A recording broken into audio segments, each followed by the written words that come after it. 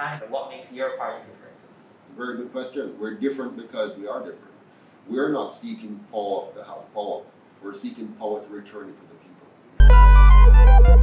The philosophy of the UIC is that every single individual has a right to be free, and that therefore the only moral justification of government is to protect the life, the liberty, and property rights of every citizen equally.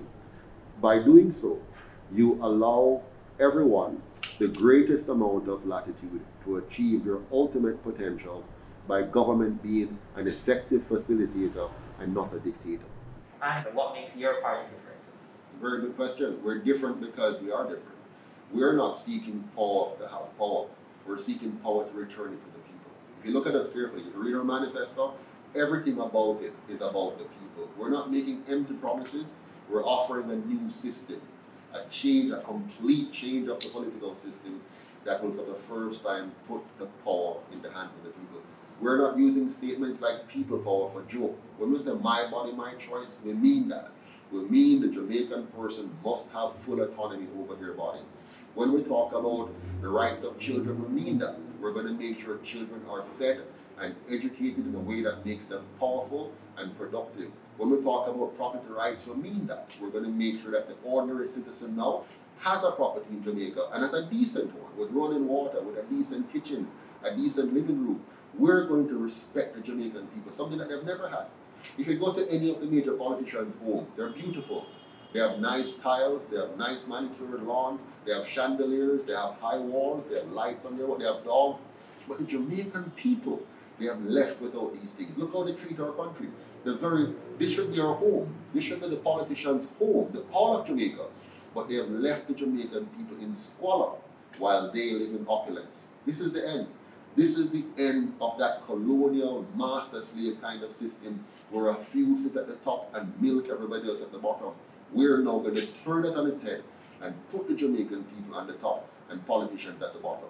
Is the UIC pro-choice in regards to abortion? When it comes down to abortion, we believe it's a personal choice. We don't think government should get involved and try to dictate what you do or don't do. It must be personal. It's a family matter. It's very delicate. So we want to make sure that we protect the rights of the individual and the family to make that choice without the pressure of the state trying to come down on them to dictate to them what conditions and so on for them. We want to give people that space and that time and that quiet moment to reflect and decide for themselves, recognizing that there are huge consequences on either side and that there's a lot of division in terms of how people view either side of that equation. So you're in favor of pro-choice? Yes, yes. And are you in favor of providing additional rights like marriage or civil unions for members of the LGBT community? Absolutely not. We believe that the rights of Jamaicans should be for every Jamaican. It should be okay for anybody to enter into any contractual arrangements they wish, and that those contracts must be honored. But we're not going to specify any particular group. We're going to give all Jamaicans the right to do what they want with their lives, provided they do not use force or fraud to infringe on the lives of others. So you're not against same-sex marriage? But we are for the rights of all Jamaicans. For you to make choices that you think are best, it doesn't mean we agree with your choices or disagree with your choices. And what about in terms of now the existing education policy? What would you do differently that has not been done in education? Wonderful question. We're now going to make the education system truly public. The government is going to get out of the education space in terms of running the education system and focus more on its true role, which is to monitor and regulate that space to ensure that the quality of tuition is good, to ensure that the quality of the environment of the student is good, and to ensure that the promises made by the institutions are kept by them to the parents and the child. If you have government running the system, then they can't be a true regulator because they're going to be biased. They're not going to do what they should do or critique what they should critique. So we're going to change the model significantly. We're also going to push for a more Afrocentric education model to ensure that the little black boy and little black girl understand their true space in history and appreciate themselves as human beings of great potential and no longer a Eurocentric system which diminishes them as we have done through having a foreigner as head of state of the country. But you said in terms of having government get out of the education system, expound some more. How would government get out of the education system? It is the largest, after debt expenditure, it is the largest expenditure by government. So what do you mean by the government is getting out of education? So we're going to make sure that government focuses on funding the child who needs to be funded as opposed to running the education system. So financially we'll have an obligation to help those who need the help, but we're going to make sure that we have a truly public system where the best and the brightest among us can actually run and operate schools of the highest quality that are not restricted by the government overruling them and dictating to them. So we're going to have true public schools where the boards are independent, where the community is involved, where the parents make the choices about where they want to send their children, and the government doesn't play that kind of role. But what it does is to make sure that every child receives the nutrition, education, and healthcare that they need. So are you suggesting that government would still fund secondary schools and primary schools? The government will still fund individual students. So it's a different model. So we're not going to just give money carte blanche, we're going to fund the student. The parents decide where the student goes. The schools decide their what kind of schools they want to be. You have schools, for example, that are Christian schools, schools that are athletic schools, schools that are science-driven schools. We want a mosaic of schools that gives Jamaicans choices and options. We want schools to be excellent institutions, not being run by politicians, interfering with their processes and interfering with their mandates.